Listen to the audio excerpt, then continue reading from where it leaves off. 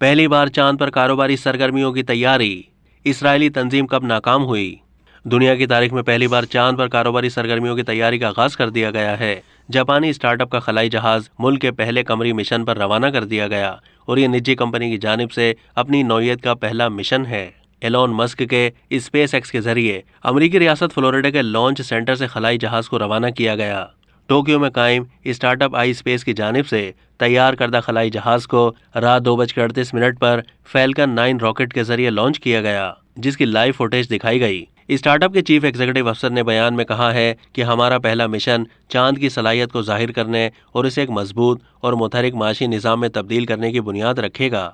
आई space mission Japan का पहला programme है जिसे हिकोतो आर का नाम दिया गया है, जिसके मायने हैं सफेद खरगोश। अब तक सिर्फ अमेरिका, चीन और रूस ही चांद की सतह पर रोबोट भेजने में कामयाब हुए हैं।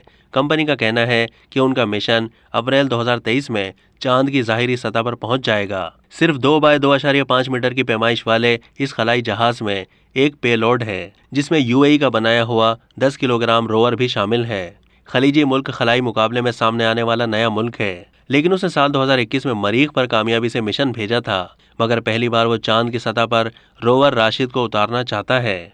अगर ये कामयाबी से चांद की सतह पर उतर जाता है तो ये अरब दुनिया का पहला कमरी मिशन होगा। इस लैंडर में जापान आई स्पेस एजेंसी के बनाए 2 रोबोट और एक डिस्क भी मौजूद है। इजरायली तंजीम स्पेस IL अप्रैल 2019 में चांद पर उतरने वाले पहले निजी फंड से चलने वाले मिशन में नाकाम रही थी और इसका लैंडर उतरने की कोशिश के दौरान सतह से टकराकर तबाह हो गया था। आई स्पेस, जिसके सिर्फ 200 मुलाजमीन हैं, उन्होंने कहा है कि इनका मकसद इंसानी जिंदगी को खला में ले जाना है। अब तक के लिए इतना ही। मजीद मालूमात के लिए डेली जंग के YouTube चैनल को सब्सक्राइब कीजिए।